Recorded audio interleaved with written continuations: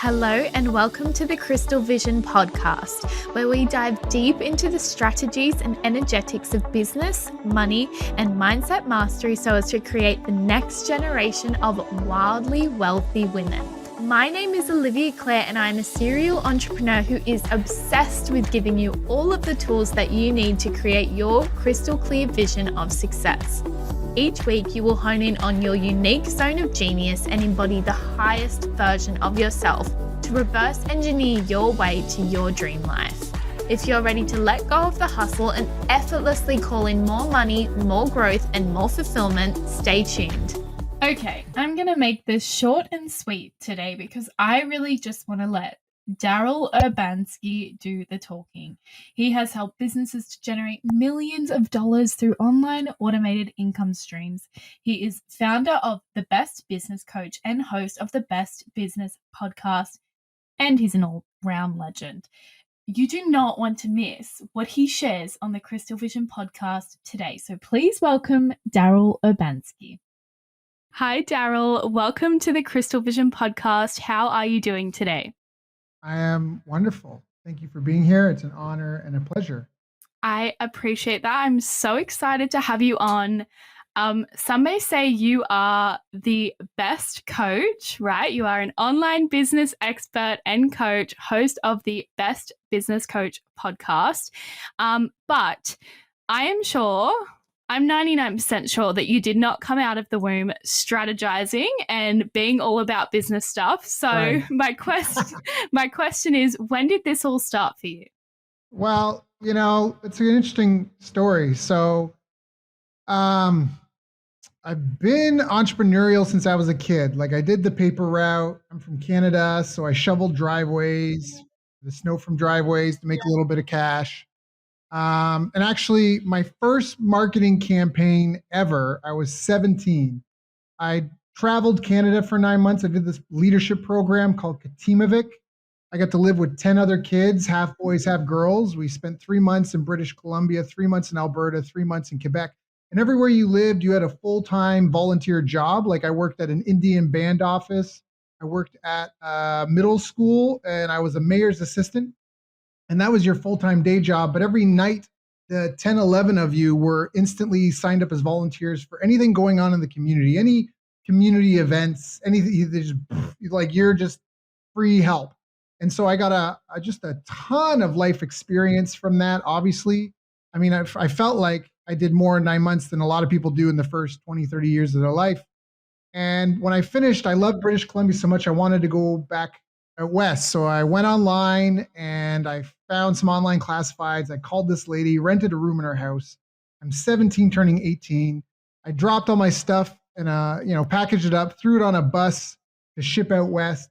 But I knew I needed a job when I got there. So again, not really knowing what I was doing, I went online, found the local Chamber of Commerce website. I scraped all the businesses, the downtown business email addresses, and I put together a 3 email campaign about why I was amazing and why you should hire me. Stop it. And the first one was my cover letter and resume. The second one was a PowerPoint presentation, like the benefits of hiring me. And the third one was like a final notice, I'm hitting the road. And I had 2 interviews lined up for when I got out there, and I ended up working for one of them. And so that was the early times of my career. And I was out there for a number of years, working a bunch of different jobs, finished high school while working evenings and weekends.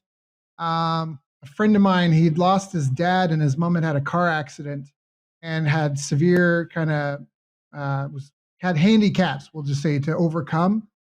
And he dropped out of high school because he had to get a job to take care of his mom and sister. So I actually moved into their house. And we started running the house. We did some renos and renting out the other rooms to help them make some money to pay their bills. And that was, again, really foray into this. I raised $50,000. I was going to start my own youth hostel. And I had the economic development officer from Soyuz, British Columbia, write me a letter of endorsement that the city needed my business, that there was a niche for it. And I got a tentative approval letter from the bank. And then I shit my pants. I was like, I'm 19. I haven't had a girlfriend for more than a year.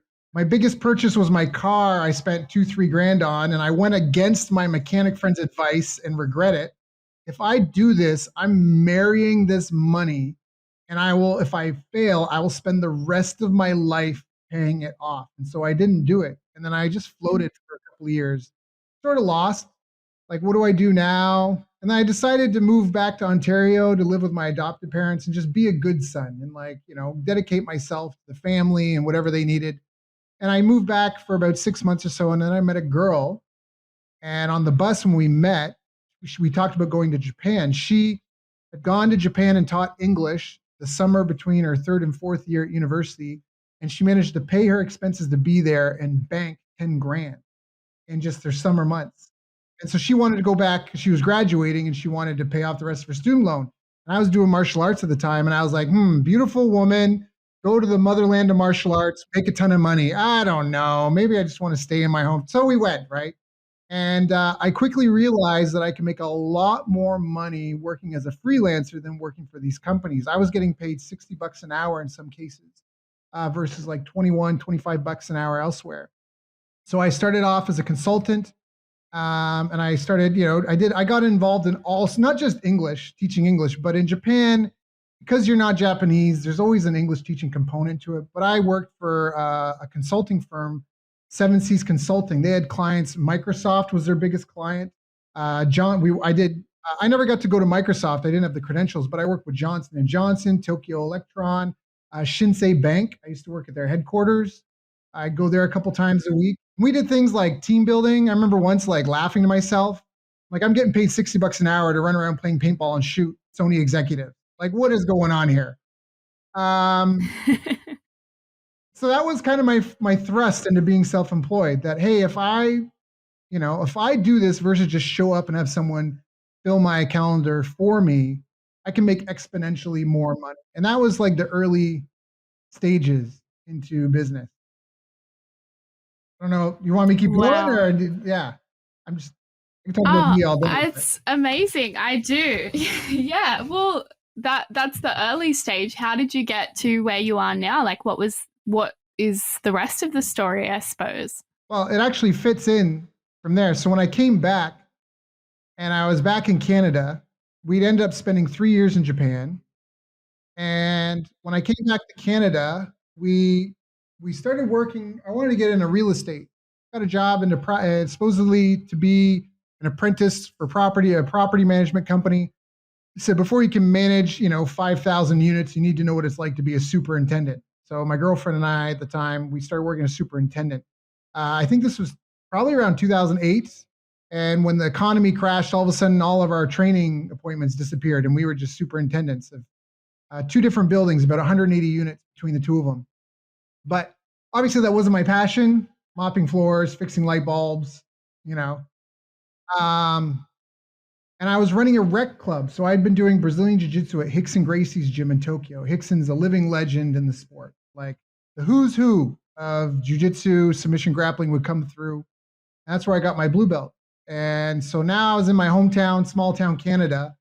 And there was a guy who'd been teaching karate for 16 years and done like Muay Thai and stuff. And he had a Brazilian Jiu-Jitsu class, but I felt like it was like a McDojo kind of thing. Like, he was the same belt I was. The classes were like an hour long and it was $150 a month. But in Japan, I paid $80 a month and I had living legends come through class. Like, every class, there were black belts that were students beside me.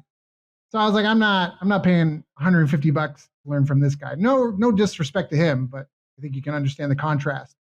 So I just started running a rec club. And eventually, this turned into being a business that I launched. And then I had this martial arts school, and I had an initial wave of students, but we weren't growing.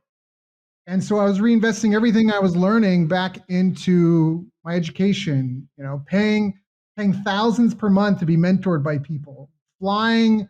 You go to conferences. It's like, I remember I went to this one in New York. It was $2,500 for the 3-day event. Plus I had to get to New York. Plus I had to pay for a hotel and food. You know what I mean? Plus you're away from your business. And I did that over and over and over again, where you're dropping, 3 to 10 grand on a weekend to go do this stuff. And I consumed everything I could. And I ran the school. I grew it. I had 4 instructors, 2 sales reps, a manager. I think we got to about somewhere around 150 students. And it was, in all, by all regards, a successful business. And I was able to leave and come back because I had people in place and systems. And especially it was a membership business. So it wasn't like a hot dog vendor. Like if I'm not selling new hot dogs today, So tip one, subscriptions are fantastic, right? In business, if a customer, if a sale is a golden egg, the customer is the goose that lays them, right? So a lot of people maybe want to sell a one-time thing, and that's a good way to, like, you sell a one-time thing. It's a way to get to know, like, and trust someone, but you really need to be in it for the long term. You need to find a way to become their dry cleaner, their hairstylist, their pool guy, like whatever that is. You have to think like long term. Like, how do I take care of this person for 5, 10 years versus, oh, I got a sale, right? Like it's totally different perspective, right? Yeah. So I grew this martial arts school doing 6 figures a year. I was kind of bored. I launched this thing called traveltrainjapan.com. If you know how to finagle the YouTube search, you can still find it. Use my name. It was a promo video. I sold $5,000, $5,000 to $10,000 packages to go back to Japan for a month. Go to the Hicks and Gracie Cup, climb Mount Fuji, do my greatest hits list sort of after 3 years of being in Japan. And I sold a handful of those. And I was about to leave to go to Japan for a month. And a guy, his office was above my dojo. And him and I would talk all the time. I go up there. This is Canada where it's legal, but we used to smoke weed, and he had like his walls were whiteboards, and I'd be like whiteboarding all the like, man, I went to wherever. I went to Scottsdale, Arizona, and we had these 5 millionaires, and they were talking, and I whiteboarded it all out. And he called me. His name's Corey. Actually, I just messaged him yesterday, and he's like, Daryl, and I'm literally like packing because I'm leaving the country, like the next day. Daryl, I just got promoted. So he was running a satellite office for this $1 million company out of Ottawa called Ottawa Kiosk, and he was running like a satellite office, and he was kind of like a sales rep. He's like, Daryl, I just got promoted to CEO. I'm like, Corey, that's great. He's like, no, you don't understand. It was your ideas, and I've never been CEO before. I don't know what the heck I'm going to do. I want to put you on retainer, and I need you to be there on conference calls and stuff and be like my advisor. And I was like, well, I don't know, man. He's like, dude, I'll pay you $2,500 a month just for some phone calls a week. Like, let's do it. And I was like, well, I'll be gone for a month, but I'll think of like, we can talk about it when I get back. So during the 16-hour flight to Japan, I'd been calling and work because it's not like I didn't have to do work, right? I still did a lot of work. I remember I was calling some members one day, like, hey, your $130 a month thing didn't go through. And a friend of mine called me and told me they're trying to sell me this $10,000 package. And I was like, man, every time he dials the phone, he's selling 10 grand. Every time I'm dialing the phone, I'm going to make 130 bucks. What the F? And that's what partially got me the idea to do the Travel Train Japan thing. I wanted to have a big ticket thing I could sell every year. Well, then when I was flying to Japan, I was thinking about what do I love most about running the martial arts? And it was the testimonials. It was the reviews. The money was great, but once you've got like roof and ramen, like you got, your rent, your food, a weekend off here or there. After that, you want to have purpose and meaning. And I was like, what do I love most? And it was the stories, the testimonials. And then I was thinking about Corey, and I knew that they had over 1,000 customers, and they were all business owners. And I was thinking about my martial arts school and how I had like 150 members. And I realized if I help Corey, I'm indirectly helping over 1,000 businesses, and each of those represent probably a few hundred people each.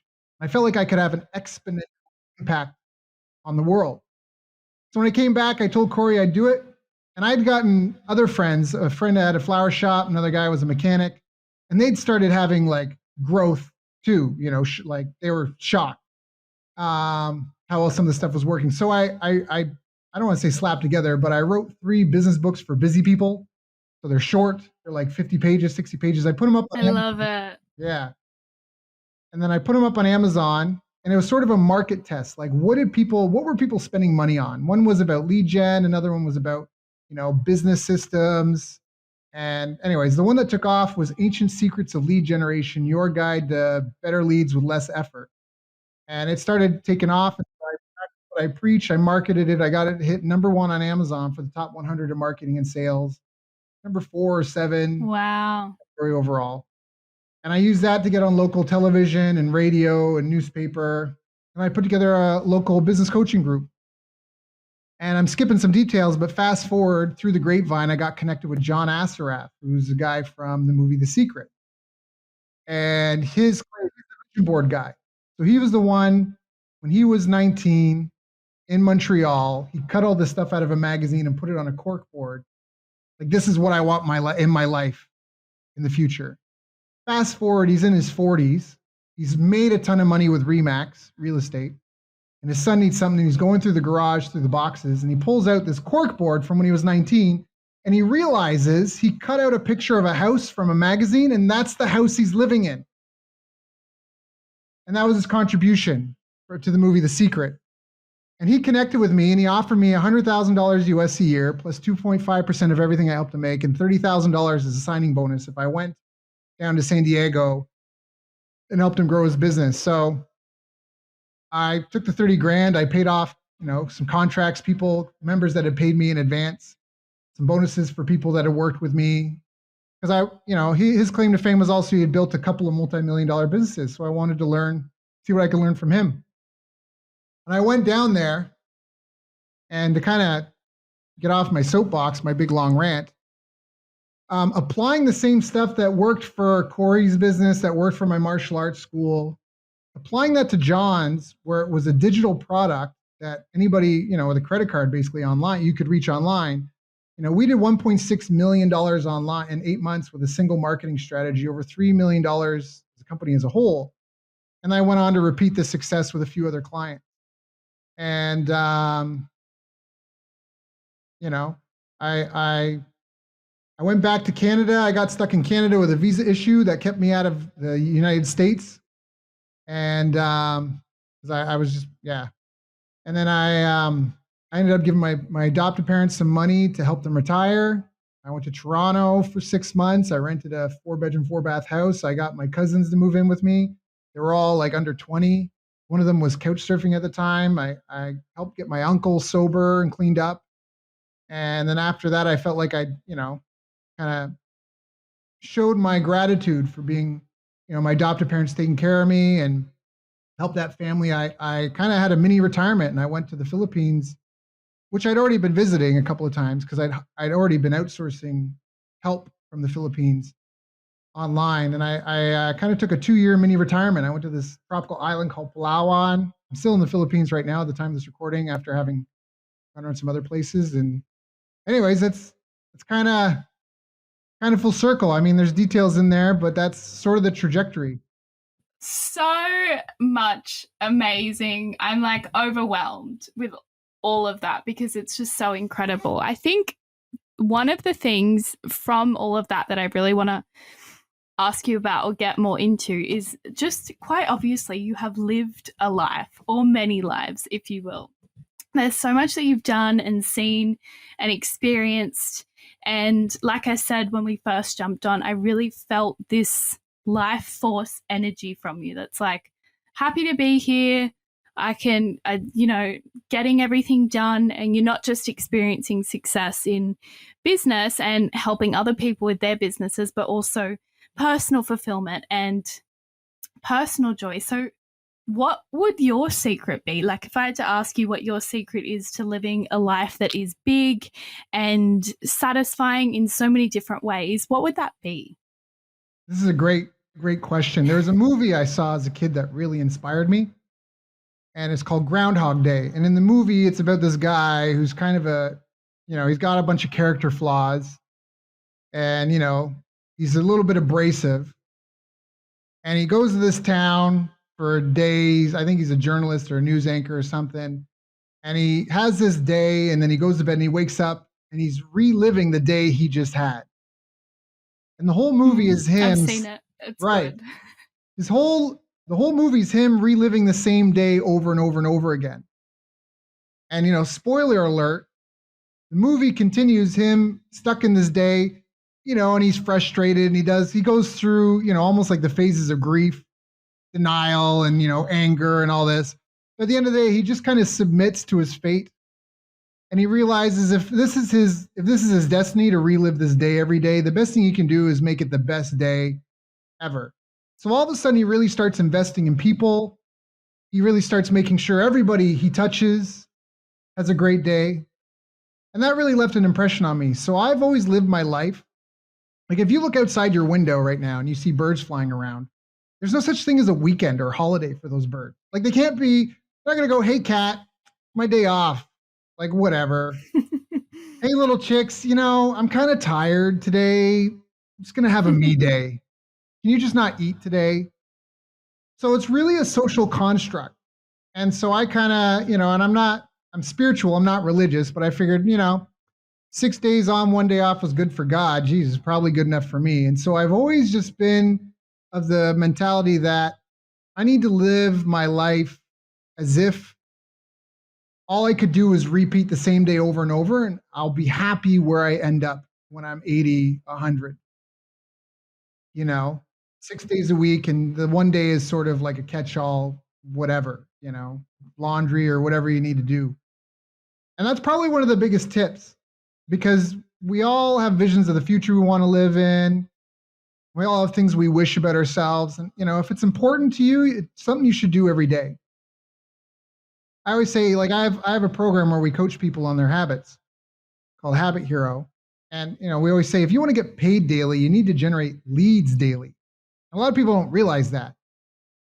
Like, oh, I'm going to go to this trade show next week, next month. And then they have they're on this feast and famine circuit where I get a bunch of clients and now I got all this money, but now I got to deliver and then they got no money and now I got to, and there's on this seesaw. But it's like, hey, if you want to be paid every day, then somebody, whether you or someone else does it, it has to get done.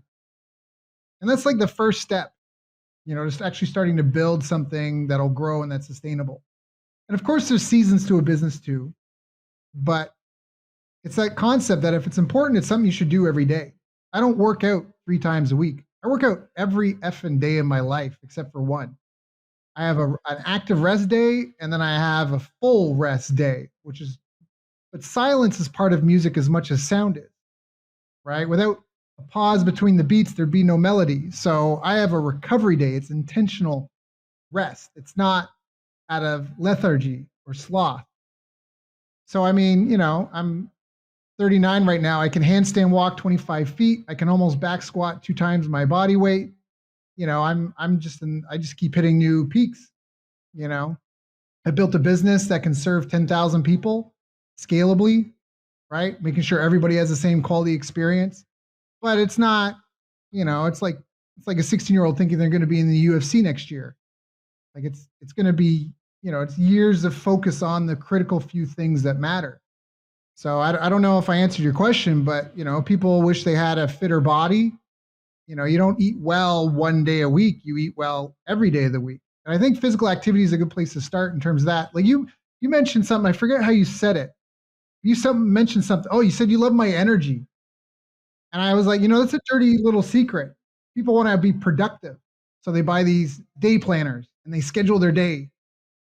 But, let's say you're in Australia. How you guys use kilometers or miles? Kilometers, right? Kilometers. Kilometers. Yeah. Kilometers. Okay. Yeah. So let's say you can run 1 kilometer. Okay. And at the end of that, you're exhausted. You're like, man, I need to take a nap. That's your energy gas tank you bring to every day. It is almost 2:00 in the afternoon right now. I've been going since 4 a.m. If I could snap my fingers and now you can run 10 kilometers in a day, you bring 10 times as much energy to everything that you do. The ability to focus, your ability to get things done.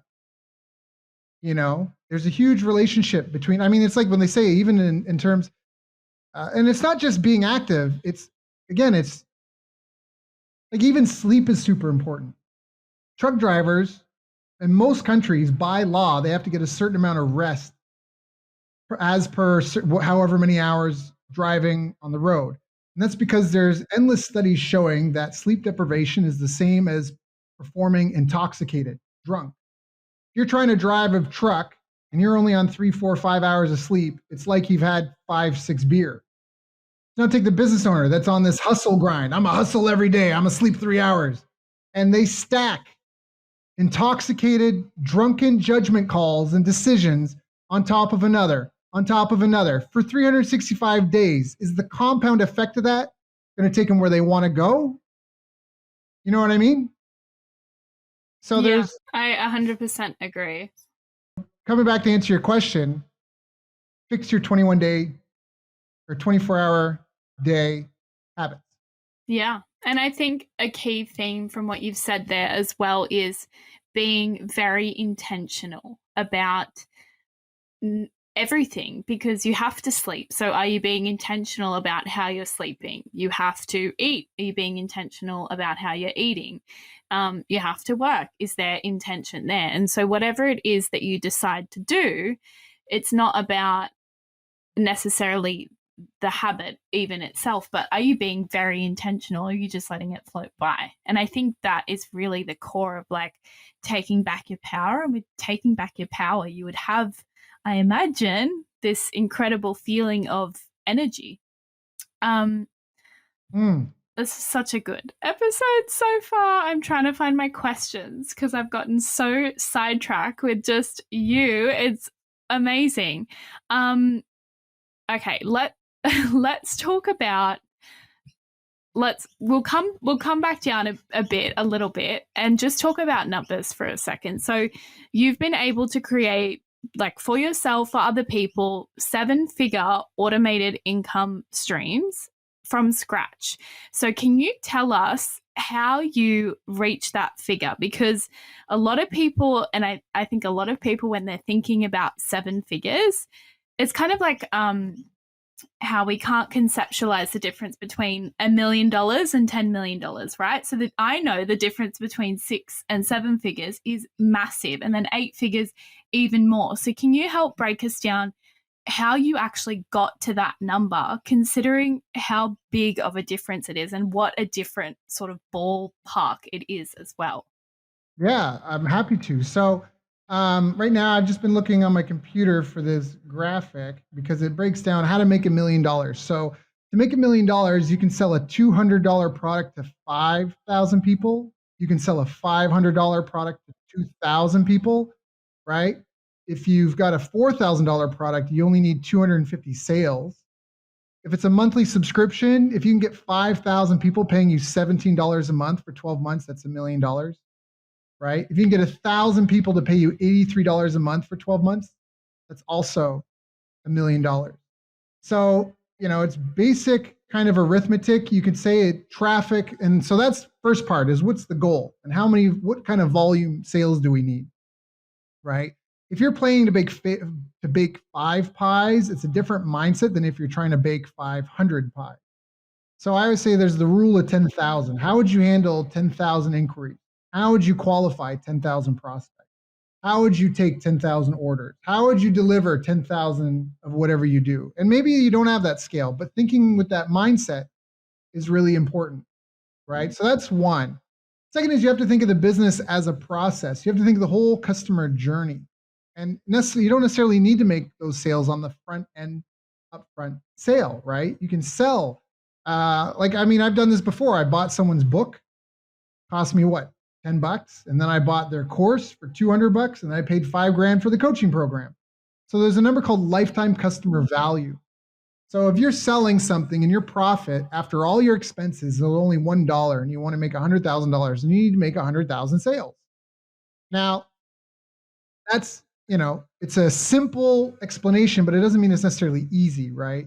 If you see like these strongmen guys, they back squat 1,000 pounds, you're like, oh, that's simple. They just picked up the bar and then they squatted down and then they stood up again, right? But it wasn't easy to do. It's like you have to build. And this is where we almost live in this world of instant gratification. I really think that our grandparents and that had more farming experience, it was really beneficial because there were seasons. They had to plant and then nurture and maintain in order to harvest. And that's a real thing that I think is missing in our instant gratification world, where people don't necessarily, they have a hard time delaying gratification today for the result tomorrow. So that's one thing I want to say. The next part of this is like with when I was working with John, I didn't have $1 million martial arts school, right?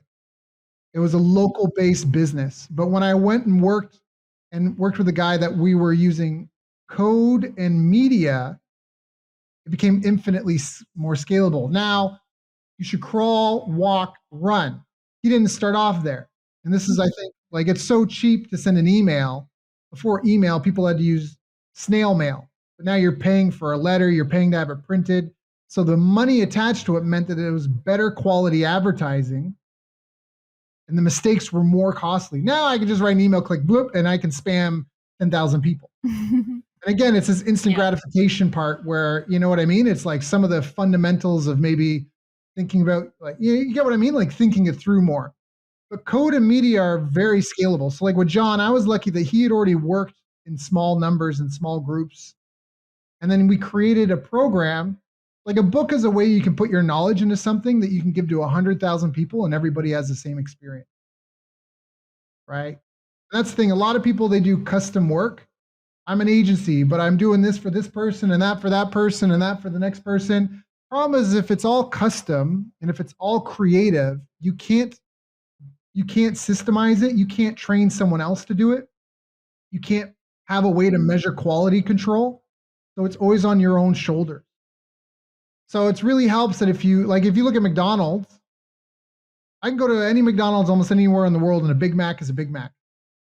That allows them to have centralized farms that produce a centralized product, right? And I'm all for decentralization in terms of government and big, right? Like I'm very much a believer in free, real free markets, not crony capitalism, and empowering the people, because we need to pursue excellence, and that's the whole point of the free market system, is the best solution supposedly rises to the top and uninhibited through corruption, and that's usually what happens. But that's where if you can figure out what specific problem you solve and have a standardized way of solving it, now you can build a team to help you solve that with people, right? You can create software. You can create tiers. So at least maybe, the first couple of levels, maybe people do an online program or they have to submit some info or something before you get involved, like a surgeon. The surgeon doesn't necessarily do the whole surgery. The nurses prep the patient, the anesthesiologist. The surgeon comes in, does the 20% that only they know how to do, and then they go. So can you productize parts of what you're doing, right? I mean, if you have a book and you've given it to 2,000 people, those people they drank your Kool-Aid, and out of those 2,000 people, some will need more hand-holding and help. It's like a football match. There's the people that pay to stream it online at home. There's the people that steal it, try to get it for free. There's the people that go to the bar and watch it there. There's the people that pay to be in the nosebleed section. There's people that pay to be right up against the grass, and there's people that pay the big bucks to be in the big box seat. It's the same product. It's the same game. So there's different tiers of experience. But code and media allow you to scale. Joe Rogan makes $60 million a year because he records conversations with hard to reach people that are very fascinating, right? Something that people can't do, they're too busy to or whatever. So he gets a lot of attention. So the media is scalable. It's like a movie. Musicians figured this out. Before, all music was live music. And then they figured out, hey, if I just record myself playing my song, I don't have to be at the bar. I can just sell my CD and get them to pay me $1 every time they play my song. Now I can be in 100,000 bars, and I can make $100,000 every night, $1 per bar per night. Yeah, it's so true. So I love how you said that it's simple. We can do the math on it, but remembering that simple doesn't make it easy, and that it not being easy, not having that instant gratification doesn't mean that it's not worth the process of nurturing it and maintaining it and waiting. Right. Which again comes, I want to grow some food because I want my family to have our own supply of corn. Okay, well, it's easy, but it's the same as I'm going to run a marathon. Oh, my ankle hurts. Oh, I got a knee injury. Like, it's just go straight and run for whatever, however long it takes you, 2 hours. But in that process, there's challenges and setbacks and internal dialogue that you have to face. It's almost a polishing process, right? Where you have to refine your character, you have to face your demons and your excuses. You have to be able to maintain focus, right? Same thing with this stuff. And you have to keep your eyes on the prize. It's really important also that you keep your pulse on what's happening, the market intelligence. Blockbuster, I was just writing an email about this. Blockbuster was $1 billion company. They supposed $2 to $6 billion per year. They were in the movie rental business. They had the opportunity to buy Netflix. They could have hired any talent they wanted, the best consultants, the best talent. They could have outspent Netflix 100 to 1 in advertising, yet Netflix still won and drove them eventually to bankruptcy because they lost touch with the market. So that's where there has to be a sense of urgency too, because you might be working on the world's greatest mousetrap, but if it takes you 5 years, is it still going to be great by the time it gets done? Yeah.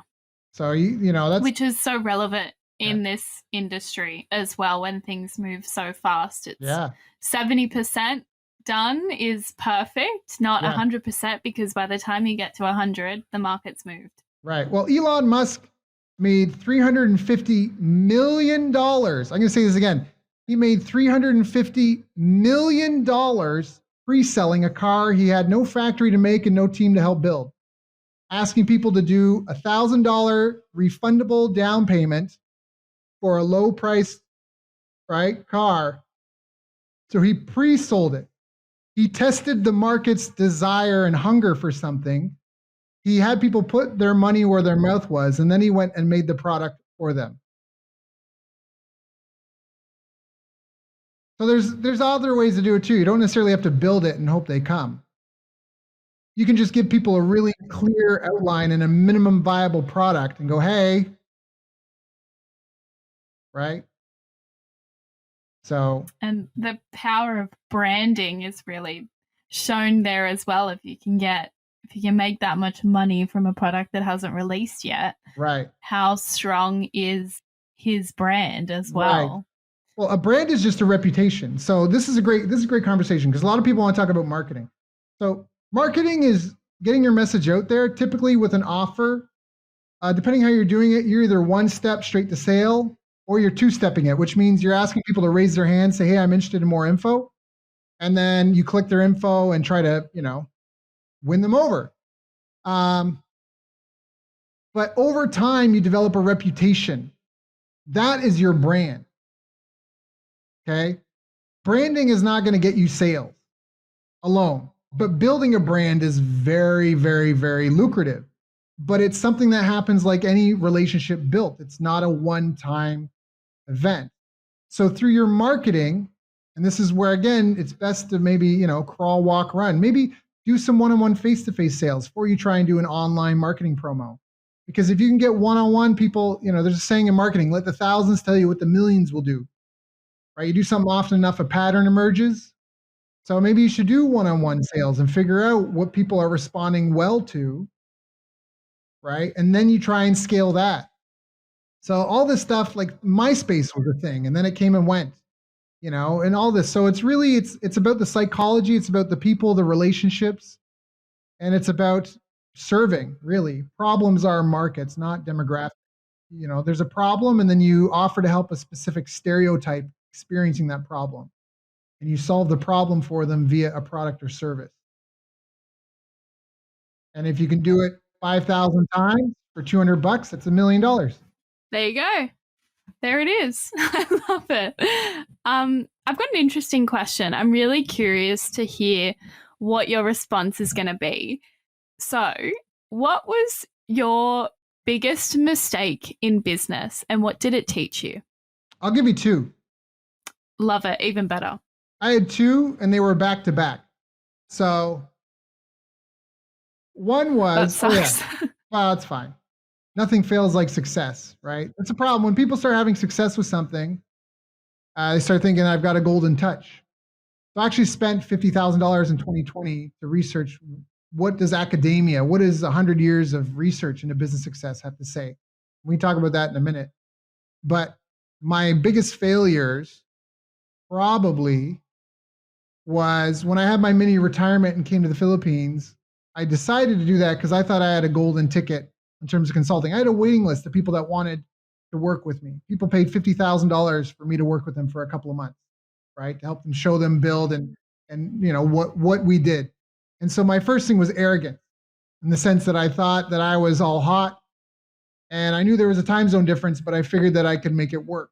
When really, if somebody pays you $50,000 and they want you to meet with the CEO, like they are the CEO or whatever, they're the CMO and they want you to meet with the executive team, they don't want to do a meeting at 6 p.m., 7 p.m. because of time zone difference, right? They want you to be available 9 a.m., noon, 2, 3 p.m.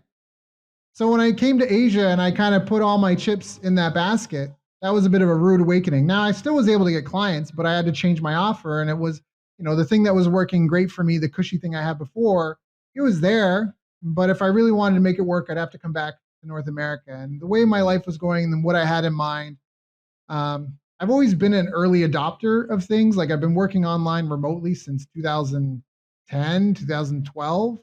And now all of a sudden, because of the pandemic, everyone's working remote, right? Webinars. I did $1 million webinar in 2014. Well, now again, because the pandemic, people are like, oh, my own podcast. I started in 2014. Yeah. Wow. So I've always been kind of really ahead of the curve. Now I'm in the Philippines. I'm like, I can grow food here year round. You know what I mean? Like Canada, you have 4 months of the year to grow food. So like, again, I feel like so that was my big mistake, was that arrogance. I thought I had a golden ticket. I thought because I had a waiting list of people to work for me, I could set the terms. And to a degree I could, but not as comfortably as I could before. That was the first one. The second mistake was I wanted to get into a subscription box business. So I launched this program called Recovery Box because I understood that it's not necessarily even the exercise that makes you stronger. It's the recovering from exercise that makes you stronger. And I had a target market. I did a test. I had maybe 10 avatars, stereotypes, target markets. I offered 3-4 different offers. I found a combination that worked. We started getting subscribers. And so I had found product market fit, but I hadn't found product market founder fit because my heart just wasn't in the business. I just felt like I was just doing arithmetic. So like I told you before, if your net profit is $1 and you want to make $100,000, do 100. Like I was doing arithmetic and it was going to be profitable. I needed to invest some money up front, sure. But then I just felt like I was sending people boxes of stuff. You know what I mean? Like I didn't think I was necessarily changing anyone's life. And that was product market founder. I hadn't found the founder fit. And that's part of what led me to take the next year or so of mini retirement to really kind of figure out what I wanted to do and what was going to be the next calling and what was going to, how I was really going to serve people. I love that. Well, I think it all worked out. I mean, this is the thing that we learn about life, is that it all works out in the end. And if anything does go wrong, generally it's just a part of our story. And it's a part of the bigger picture that we just don't understand in the present, which is why it can feel so painful at the time, because it's like, where is the meaning in this? Now, we are recording this. We're recording this 10th of January. I think it will come out maybe late March, early April, but it's always a great time to talk about habits. So you preach this term, habitually proficient. I recently read Atomic Habits and I got my own habit tracker. So I'm so curious to hear more about what your ideas are around habits and why it's important to be habitually proficient in order to become successful. So can you talk us through that? Sure. So this actually goes back into that research that I did. So first off, let's talk about why a habit. So it's almost like when you walk through the jungle, it's really tough if no one has broken trail. That's a term, break trail, right? So that means when you walk through the bush or the jungle, there's not a clear path. So you have to hack and slash and stomp and step over things and that. But once you've done that a couple of times, suddenly the path is easier and it takes less effort. You built a rope ladder to climb up this rock face, like things like that. Same thing happens when we do things. A lot of people struggle to start going to the gym, to start doing lead generation, because in their brain, it's a new activity. So it's almost like a 10x in terms of amount of energy and effort it requires to do the task, right? You also have the uncertainty in what you're doing, confusion about the steps. So once you've done something enough that you can do it habitually, you actually don't even think about it. It's just done. It is the most, you know, I don't want to offer magic bullets, but if there was a magic bullet, geez, habitually doing the things statistically proven to improve confidence, happiness, income, quality of relationships, if those things were just natural habits to you, my goodness, how many bridges you wouldn't have to rebuild, right? But it can be tough to sell prevention. People just, they need the problem. They need to, once their neck is bleeding, they'll buy the cure. But if you tell them to put on a neck brace or something, I'm not worried about that. I don't need a helmet. I don't need to wear my seatbelt. So that's the catch 22. And, a lot of young people are like that and they've got bad habits. And then once they wear those habits for 19 years, all of a sudden, it's the story of the two elephants. There's one old elephant tied to this post with just a little, like a string sized rope. And then there's this baby elephant tied to a post with a chain. And this guy sees it and he goes, hey, what, isn't that backwards? The big elephant's so strong. Don't you need like the chain? And the trainer goes, no, by now, like he's learned to not resist. But the young one's still wild and he's going to fight. Right. And so that's the chains of our bad habits. So being habitually proficient in things is really important. So that's why, because yeah. I was just going to say, I love it. It's so true. And it is one of those things that you really only understand once you've experienced it and you go, whoa, I've done this thing for 30 days now. And when I first started, I hated every second of it, or it was really hard to get motivated. And now it's just not even a second thought. And, I hope that people use the new year to have a play with their habits a bit more and try to allow more, of the good stuff in and the bad stuff out, so to speak.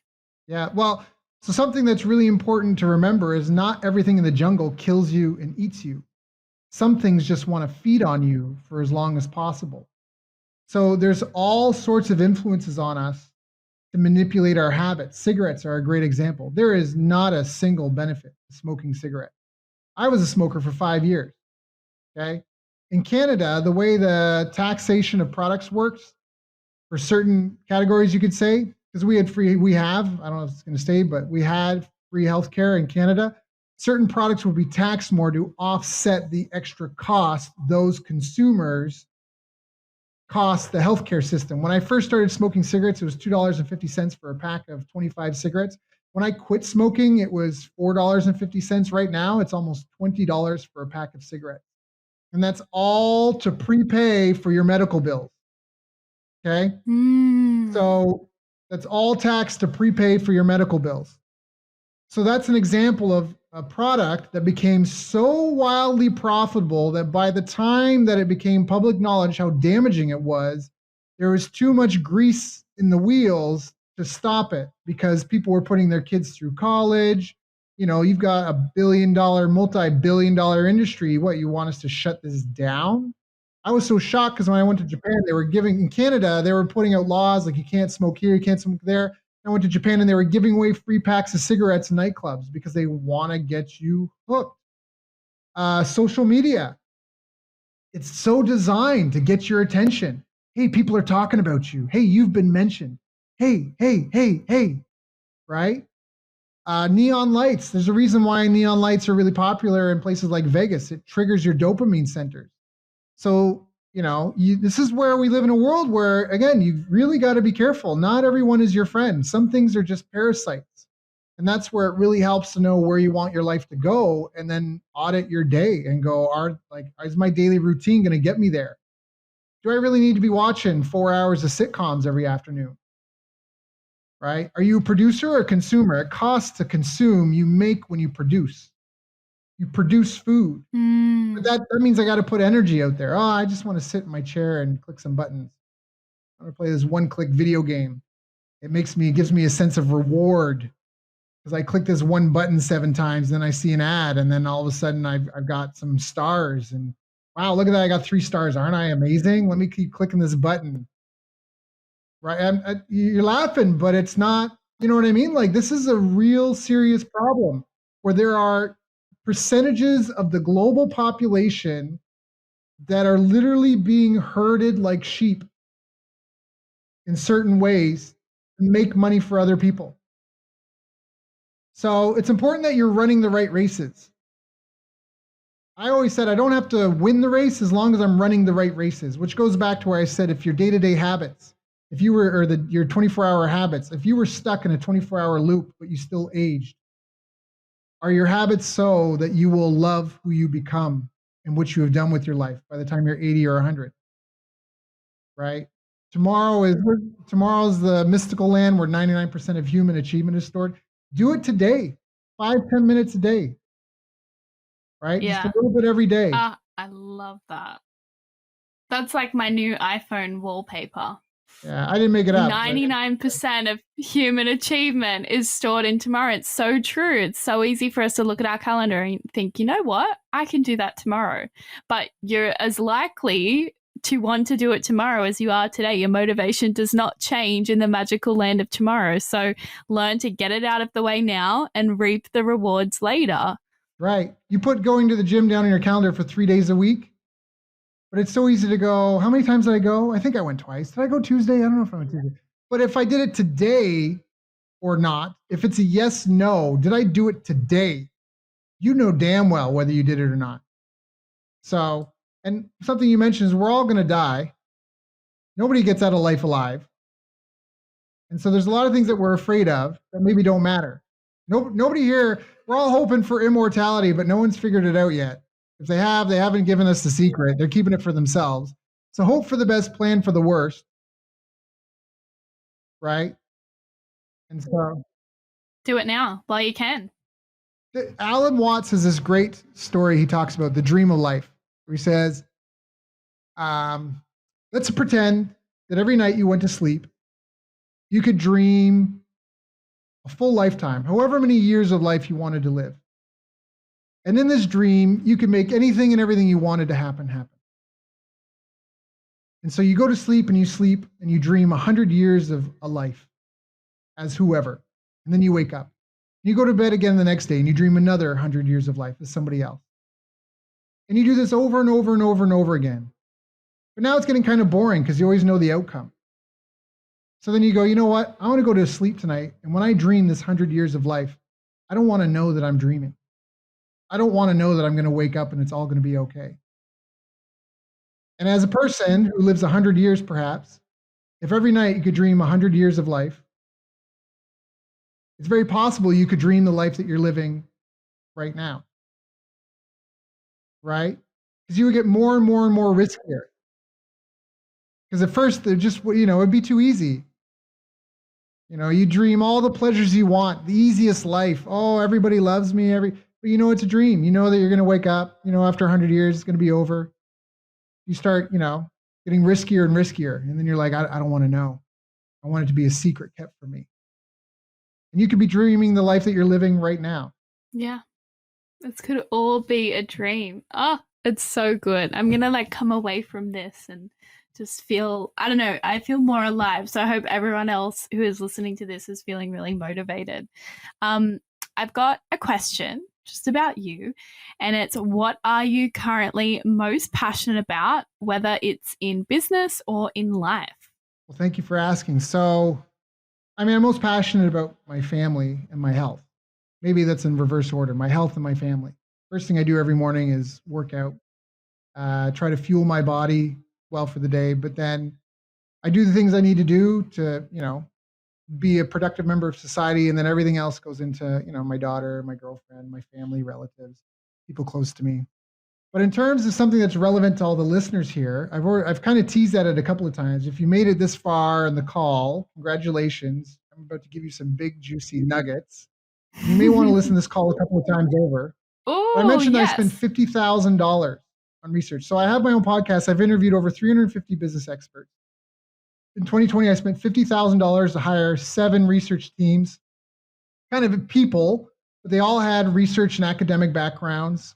Some of them had project evaluation backgrounds, some were clinical researchers. And we had one goal to figure out what the science had to say, because everyone was arguing about the science. And my step adopted dad, the man who raised me from the age of 3 on, he worked in applied physics and geology. These are hard sciences. So everyone was arguing about the science in 2020. And I thought, what does the science have to say about business success? And this was triggered because I had done a couple of workshops in Vietnam. And one of the participants, after doing the full day workshop, we had an offer that if by noon you weren't happy, we'd give you a refund. And then we fed everybody. And this guy stayed, ate my food, stayed to the end, picked my girlfriend's brain because she had a 6-figure business doing something he wanted to do. And he was a struggling guy that couldn't get out of his full-time job and make it get off the ground. So we stayed behind for 40 minutes. And after eating my food and picking my girlfriend's brain for 40 minutes about how he can stop failing, he asked me for a refund, telling me he spent his rent money to come to this event. And if I don't give it back, he may be evicted. I was like, whatever, man, here's your money back. And then 3 months later, I saw him advertising his own workshop about helping entrepreneurs manifest success in the business of their dreams. So I was livid. And that's where I was like, I'm gonna spend some money to figure out. And here's what the science showed, okay, everyone? We found 8 critical success factors. I call them the critical 8 success habits because they are things that depend on being focused on regularly.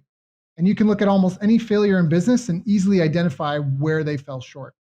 Now, there was a 9th factor, which was government and economic conditions.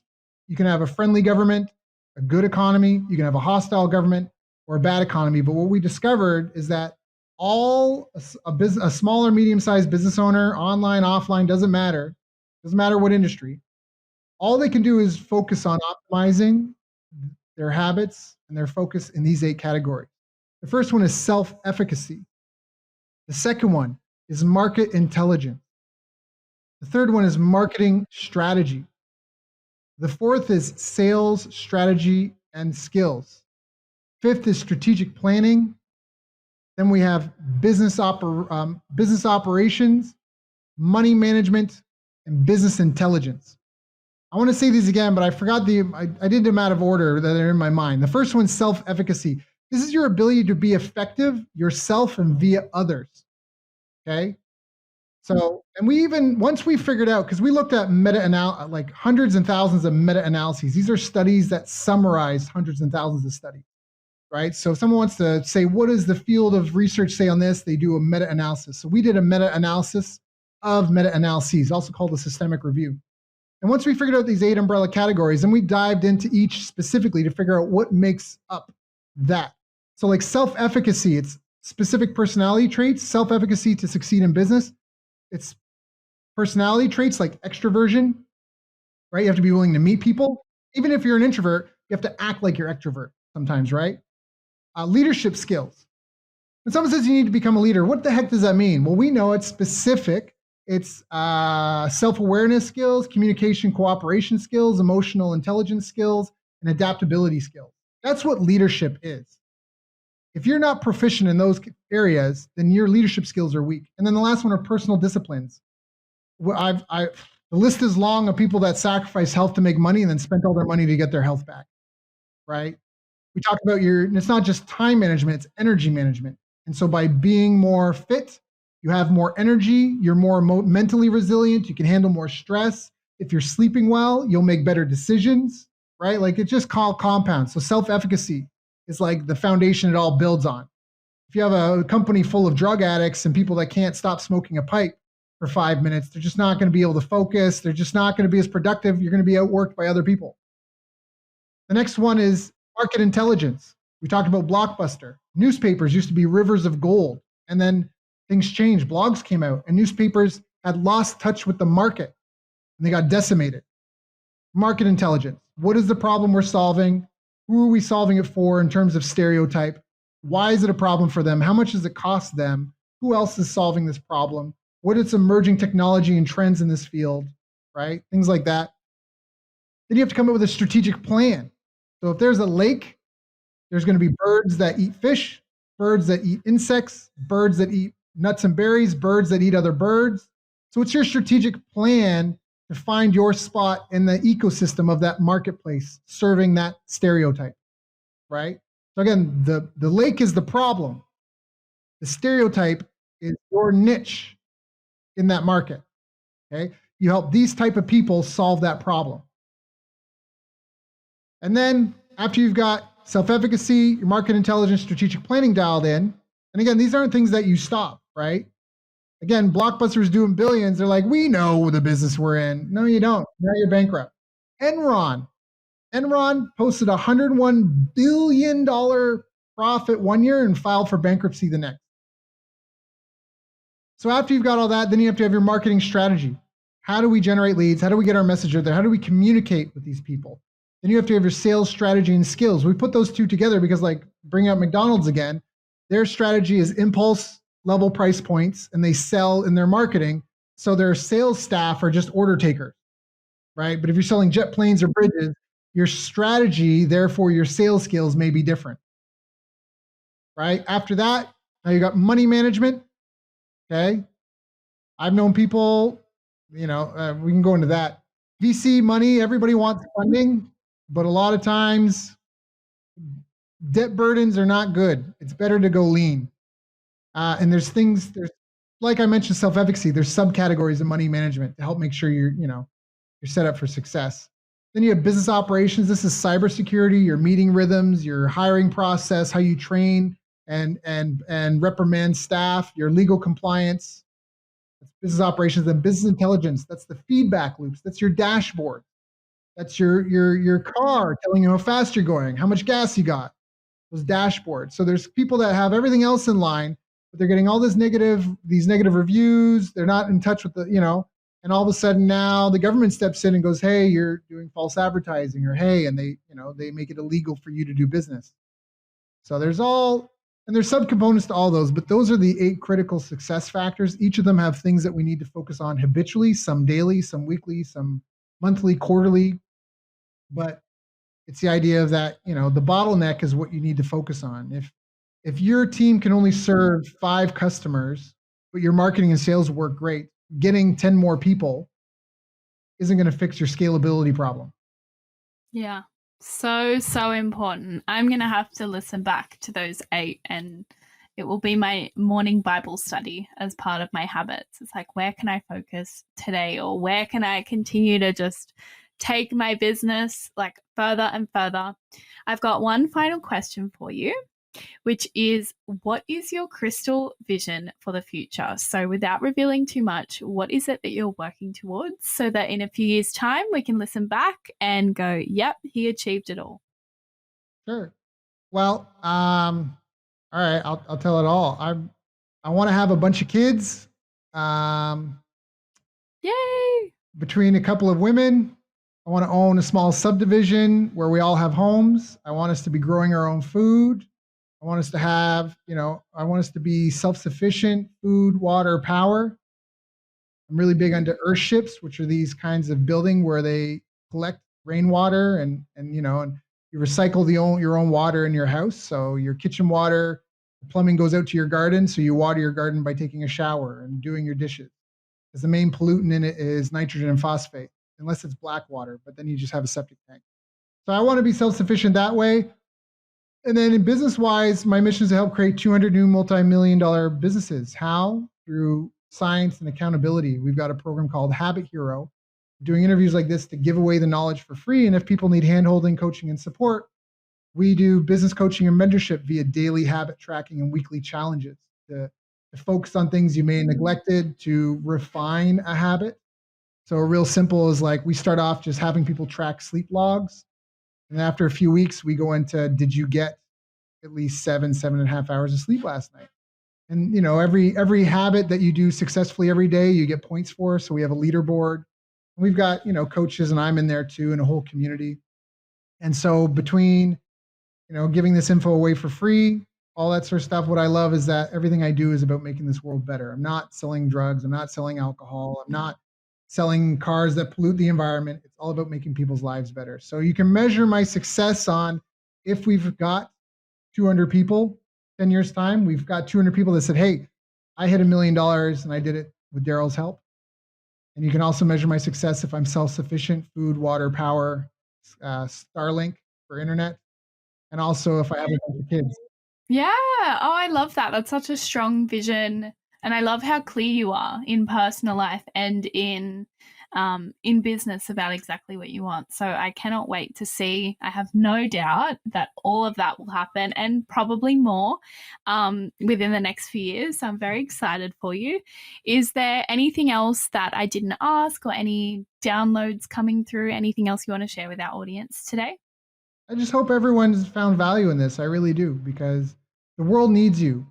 Um, Humans are problem solvers, and a lot of people want to talk about ancient life and how great it was back then, but people used to have 5, 6, 7, 8 kids because most of them would die. And now a lot of people are just having 1, 2 kids because their survival rate is up. So I just don't think history living then would be as glamorous as a lot of people want to make it.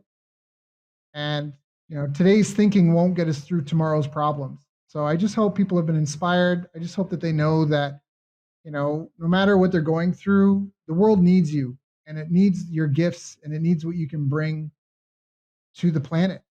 And we're all going to die anyway. So let's, shoot for the moon. At least you'll land amongst the stars. That's really it. I just hope everyone here has been served. And, if you need help, reach out. Yeah. I think if anyone listening got even 1/10 out of this episode that I got today, then it's a success. I got so much information. I can only imagine anyone listening is walking away with a giant list of notes and spots to rewind to. So thank you so much for coming on the show. Tell us, where can people find you so that they can continue, they can join Habit Hero or just stay updated on your life? Let us know. Sure. You can go to bestbusinesscoach.ca for Canada or California.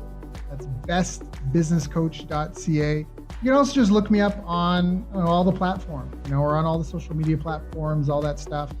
We have a bunch of free resources that we give away. So just Google my name, follow the rabbit holes, and reach out, give us your name and email where you can. We actually do an email newsletter. We send it out every Wednesday. You can, again, subscribe to that on our website. It's free. We go into these 8 habits in detail. We actually give out action guides and workbooks, like fill in the blank stuff to help people work on all of these. We've got quizzes to help you figure out where you're weak and possible solutions that, to help you fix that. So it really is a self-serve, choose your own adventure type thing. Do it yourself and do it for free. If you want to cobble it all together on your own, all for you. People just say, Daryl, give me the fish and help me learn to fish while you do it. Then they can sign up for Habit Hero as well. So again, this is my legacy play. It really is. In some ways I feel shy. I feel like I've been talking about myself a lot, but this is really my legacy play. If I was just trying to pay bills and make a good 6-figure income, I could be doing that, as a marketing consultant, or I've got equity in a couple of businesses. I could just be doing that. But this is just, I really feel, my daughter's name is Malaya, which is Tagalog for freedom. And the way the world's going, I really feel like there's a short supply of freedom, in certain areas of the world. And I think the best thing we can do is empower each other to be self-sufficient and to help each other. And that means by everybody bringing their gifts forward. Amazing. Oh, thank you so much. I'm going to have you on for a part 2 because this was just amazing. Enjoy the rest of your day. Thank you so much. Thank you. It's been an honor and a pleasure.